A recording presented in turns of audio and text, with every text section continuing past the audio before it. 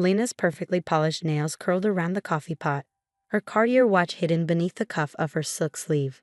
At 32, she wasn't here to serve coffee at her in-laws' business meeting out of obligation. No, this was a role thrust upon her by Margaret, her ever-condescending mother-in-law. "Be careful not to spill," Margaret sneered, adjusting her ill-fitting knockoff designer blazer. "We wouldn't want you embarrassing the family more than you already do." A ripple of laughter spread through the room, except from Ethan, Lena's husband, who suddenly found his laptop screen fascinating.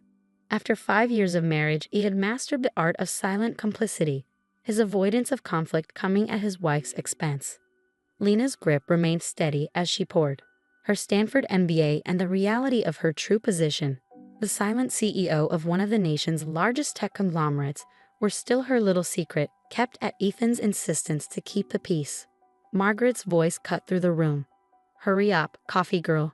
Our CEO is arriving any minute, and we need to appear professional." Ah, the so-called acquisition offer. Lena bit back a smirk. She knew exactly what was happening. Her company, Novatech Industries, had been strategically acquiring shares of her in-laws' failing business for months. Today's meeting wasn't just about negotiations, it was about sealing their fate. The door swung open, and a familiar voice filled the air. "Apologies for the delay." Daniel Park, Novatech's public-facing CEO, stepped inside before abruptly halting. His gaze landed on Lena, coffee pot in hand, and confusion flickered across his face. "Mrs. Caldwell." "Just Lena," she interrupted smoothly, watching Margaret's puzzled expression. "Cream and sugar?" Daniel recovered quickly, though his glance at her held a silent question. "Black, please." "Thank you." Margaret practically shoved Lena aside in her eagerness. "Mr. Park, it's an honor to have you here. Please ignore our daughter-in-law. She's just helping out since we couldn't get proper catering today." Daniel's eyebrows shot up. "Your daughter-in-law?" Margaret heaved a dramatic sigh. "Unfortunately, but let's discuss business. We received your offer last week, though honestly, it's lower than we anticipated." Lena slipped into the corner, casually tapping out a text to Daniel. "Play along. You'll understand soon." Daniel cleared his throat. "Perhaps we should first review the company's current standing before discussing numbers." Margaret launched into a rehearsed monologue about their proud family legacy and market strength, conveniently omitting their plummeting sales and impending bankruptcy. Lena had reviewed the real figures. Without intervention, they wouldn't last another quarter. "And of course," Margaret concluded smugly, "with my son Ethan taking over as CEO next month, we expect exponential growth." Lena's phone buzzed with notifications. Her next board meeting was about to start. "I need to step out," she said, gathering her things. Margaret scoffed. "Typical. No respect for family matters. This is why we're keeping the business within the real family." Lena smiled, finally ready to drop the act. "Actually, I have a board meeting to attend. Daniel, I'll see you there." Daniel grinned. "Of course, Madam CEO." The room fell into stunned silence. Margaret's champagne glass slipped from her grasp, shattering against the floor. "CEO?" Ethan stammered, his face draining of color. "Lena, what is going on?" "Perhaps," Lena said coolly, "we should clarify who is acquiring them. Novatech Industries, my company, currently owns 48% of your business. Today's offer is for the remaining 52%. Margaret's face twisted in disbelief. "That's impossible." "We would have known." "Would you?" Lena slid a folder onto the table. "Like you knew about the shell companies buying up your stock? Or the real reason your biggest contracts were canceled last quarter? Everything is documented right here." Ethan snatched at the papers, desperation creeping into his voice. "You've been spying on us? Your own family?" "Spying?" Lena chuckled. "No, Ethan. I conducted due diligence, something you might have noticed if you'd actually read the reports I gave you last year. But you chose to believe your mother when she claimed I was meddling in family business." Margaret paled as she skimmed the documents. "These numbers, they can't be right." Daniel nodded. "Mrs. Caldwell has been thorough. Everything checks out. All this time serving coffee, letting us think that I was just the coffee girl." Lena adjusted her channel jacket. "While you were too busy scheming to keep me in my place, I was learning everything about your company. It wasn't difficult, your weaknesses were glaring." Ethan's voice wavered.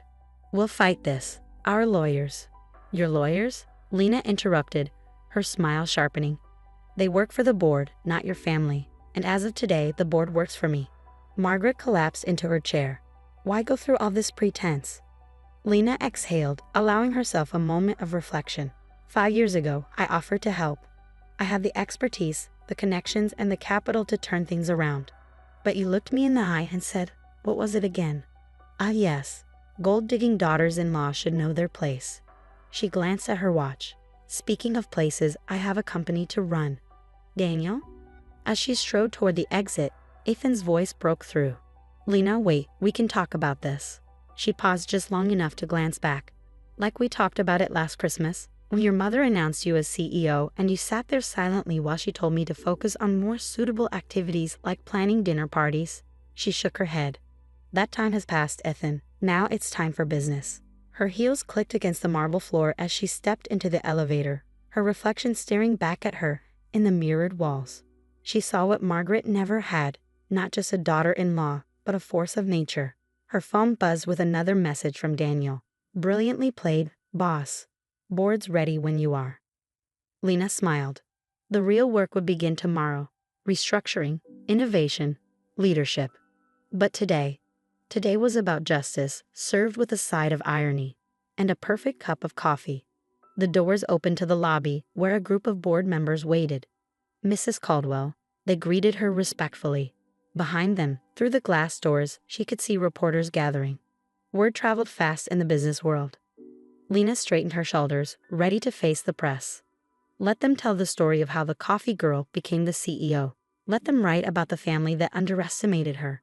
But most importantly, let them watch as she transformed a failing family business into something extraordinary.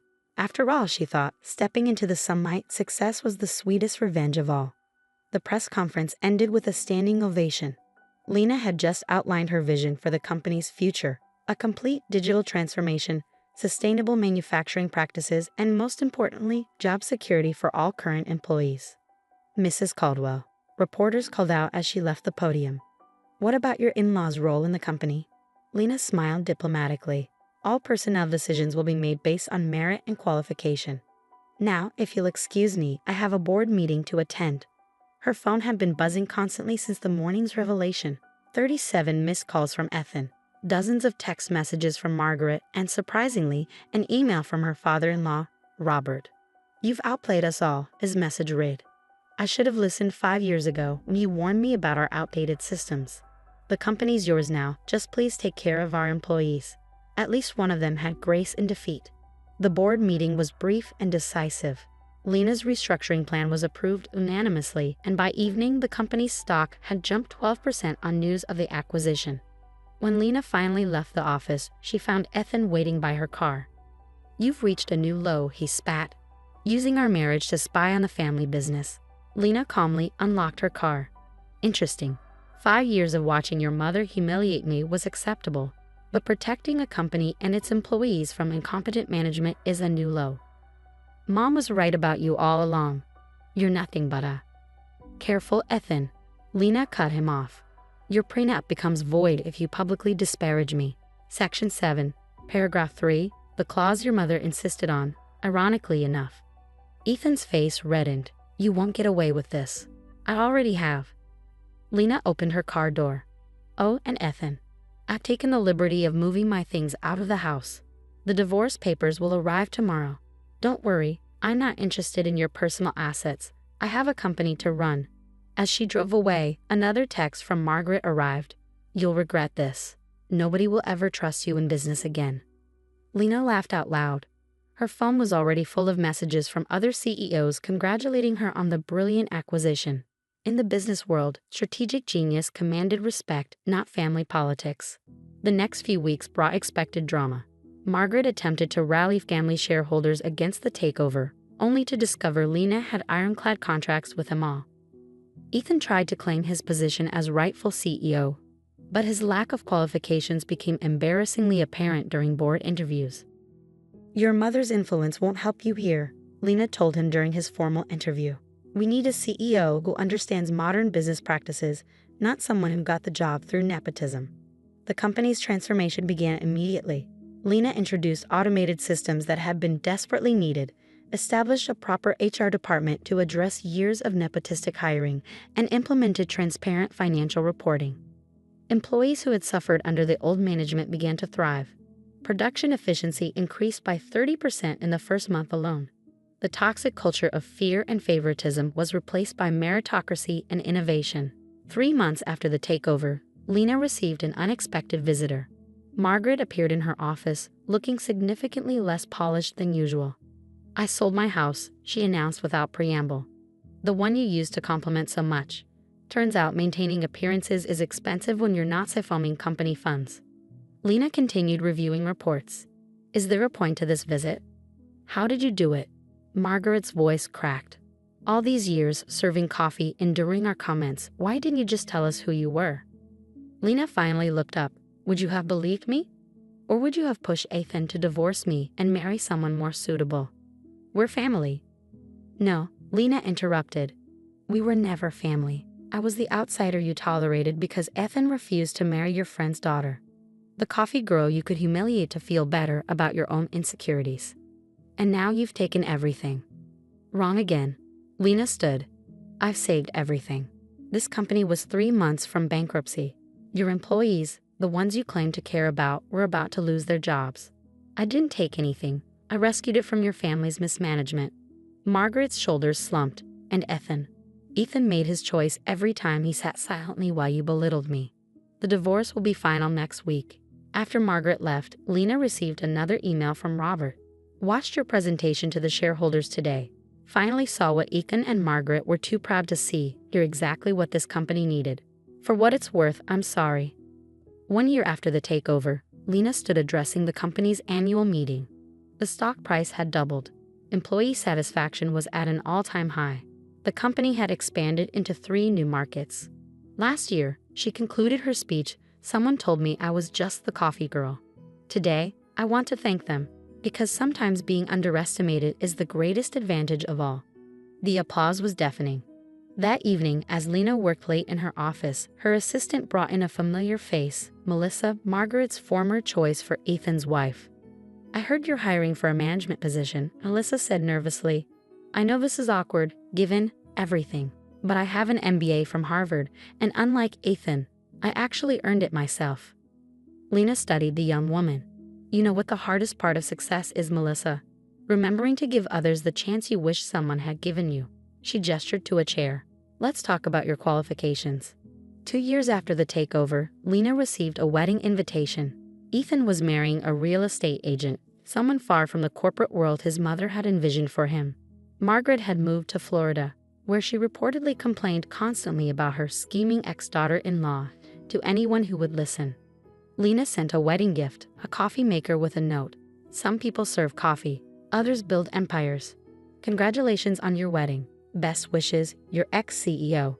And every morning, when she arrived at work, she'd smile at the new company motto hanging in the lobby. Success is served best with a side of humble beginnings.